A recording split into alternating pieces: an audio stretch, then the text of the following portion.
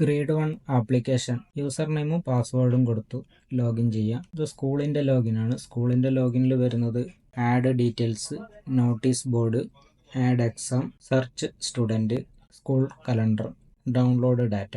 ഇതിൽ download data എന്നുള്ള ഭാഗം ഉപയോഗിക്കുന്നത് നമ്മൾ സ്റ്റുഡൻസിൻ്റെ ഡീറ്റെയിൽസ് ഡൗൺലോഡ് ചെയ്യാൻ വേണ്ടിയിട്ടാണ്, ക്ലാസ് വൈസ് ഡൗൺലോഡ് ചെയ്യാൻ വേണ്ടി. സ്കൂൾ കലണ്ടറിൽ 2 സെക്ഷൻ ഉണ്ട്. പ്രോഗ്രാമുകളോ അല്ലെങ്കിൽ ലീവുകളോ മുൻകൂട്ടി അടയാളപ്പെടുത്താൻ വേണ്ടിയിട്ടാണ് ഈ ഒരു ഭാഗം ഉപയോഗിക്കുന്നത്. പിന്നെ വരുന്നത് സെർച്ച് സ്റ്റുഡൻറ്റ്, നമ്മൾ സ്റ്റുഡൻറ്റിനെ സെർച്ച് ചെയ്യാൻ വേണ്ടിയിട്ട് ക്ലാസ് വൈസ് അല്ലെങ്കിൽ സ്റ്റുഡൻറ്റ് വൈസ് ജസ്റ്റ് സെർച്ച് എന്ന് കൊടുക്കുന്നതോടുകൂടി നമുക്ക് മുഴുവൻ കുട്ടികളെയും ഇവിടെ കാണാം.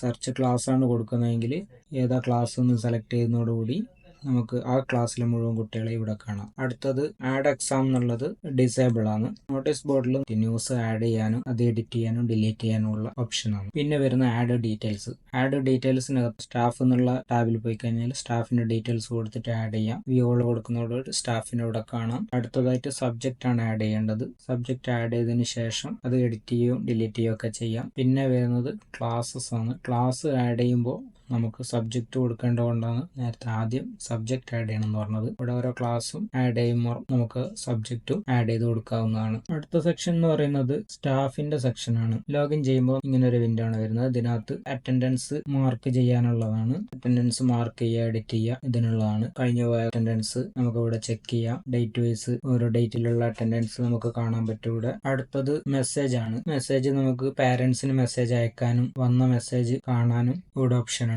സെൻഡ് മെസ്സേജിൽ പോവുകയാണെങ്കിൽ മെസ്സേജ് അയച്ച ഡേറ്റ്, വ്യൂ ചെയ്ത ഡേറ്റ്, വ്യൂ ചെയ്തിട്ടുണ്ടോ ഇല്ലയോ ഇതൊക്കെ നമുക്ക് ഇവിടെ കാണാൻ പറ്റും. പിന്നെ നോട്ടീസ് ബോർഡ്, സ്കൂളിൽ നിന്നുള്ള നോട്ടീസുകൾ കാണാൻ വേണ്ടിയിട്ടാണ് ഇവിടെ ഇത് ഡിസ്പ്ലേ ചെയ്യും. അടുത്ത ലീവ് മാനേജ്മെന്റ് ആണ്. വന്ന ലീവുകൾ കാണാനും ആരെങ്കിലും ലീവ് റിക്വസ്റ്റ് ചെയ്തിട്ടുണ്ടെങ്കിൽ ഇവിടെ ഇപ്പൊ 2 കാണിച്ച പോലെ 2 ലീവ് റിക്വസ്റ്റ് വന്നതുകൊണ്ടാണ് ഇവിടെ 2 കാണിക്കുന്നത്. പിന്നെ സ്റ്റുഡന്റ് ഡീറ്റെയിൽസ്, സ്റ്റുഡന്റിന്റെ ടോട്ടൽ ഡീറ്റെയിൽസ് നമുക്ക് ഇവിടെ കാണാൻ പറ്റും. ക്ലാസ് സെലക്ട് ചെയ്യുന്നതോടുകൂടി ഒന്നിൽ കൂടുതൽ ക്ലാസ് അസൈൻ ചെയ്തിട്ടുണ്ടെങ്കിൽ ഇവിടെ കാണാൻ പറ്റും. ഒരു സ്റ്റാഫിന് തന്നെ 2 ക്ലാസ് അസൈൻ ചെയ്തിട്ടുണ്ടെങ്കിൽ അവർക്ക് 2 ക്ലാസ്സും ഇതിൽ തന്നെ മാനേജ് ചെയ്യാൻ പറ്റും. അതിന്റെ ഡീറ്റെയിൽസ്, സ്കൂൾ കലണ്ടർ അതേപോലെ തന്നെ സ്കൂളിന്റെ ഭാഗത്തുനിന്ന് സ്കൂൾ അഡ്മിൻ മാനേജ് ചെയ്യുന്ന മെസ്സേജ് ഇവിടെ കാണാം. അടുത്ത ടൈം ടേബിൾ ക്രിയേറ്റ് ചെയ്യും എഡിറ്റ് ചെയ്യും ചെയ്യാം ഇവിടെ. അടുത്തത് ആഡ് സ്റ്റുഡന്റിനെ ആഡ് ചെയ്യാനുള്ള ഓപ്ഷൻ. പാരന്റിന്റെ മൊബൈൽ നമ്പർ കൊടുത്തു കഴിഞ്ഞാൽ ഫൈൻഡ് ചെയ്യുമ്പോൾ നമുക്ക് ആ പാരന്റിനെ ഇവിടെ കാണാം. കുട്ടികളെ നമുക്ക് ഇവിടെ ആഡ് സ്റ്റുഡന്റ് എന്ന് കൊടുത്തിട്ട് ആഡ് ചെയ്യാം. ആഡ് എക്സാം എന്ന് പറഞ്ഞാൽ എക്സാം ആഡ് ചെയ്യാൻ എക്സാം ഷെഡ്യൂൾ ആഡ് ചെയ്യുന്നതോടുകൂടി പാരന്റ്സിന് കാണാൻ പറ്റും. എൻ്റർ മാർക്ക് ലിസ്റ്റ്, ഇപ്പോൾ എക്സാം കഴിഞ്ഞാൽ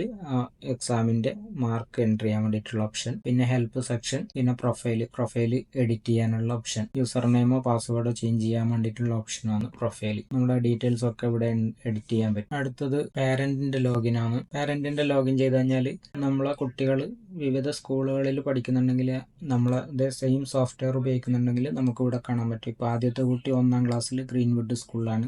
രണ്ടാമത്തെ കുട്ടി LKGയിൽ സെന്റ് ജോസഫ് സ്കൂളിലാണ്. ഈ 2 സ്കൂളിൽ നിന്നുള്ള ഡാറ്റയും നമുക്ക് ഇവിടെ കാണാൻ പറ്റും. ഇപ്പോൾ സന്ദീപിന്റെ ഡാറ്റ എടുക്കുമ്പോൾ അറ്റൻഡൻസ്, കുട്ടിയുടെ അറ്റൻഡൻസ് നമുക്ക് ഇവിടെ കാണാൻ പറ്റും. ലേറ്റ് ആയിട്ടാണോ എത്തിയത്, അറ്റൻഡൻസ് എടുത്തതിന് ശേഷമാണോ എത്തിയത്, ആബ്സെന്റ് ആണോ പ്രസന്റ് ആണോ അതൊക്കെ ഇവിടെ കാണാൻ പറ്റും. ഡാഷ്ബോർഡ് പോയാൽ ടൈം ടേബിൾ കാണാൻ പറ്റും.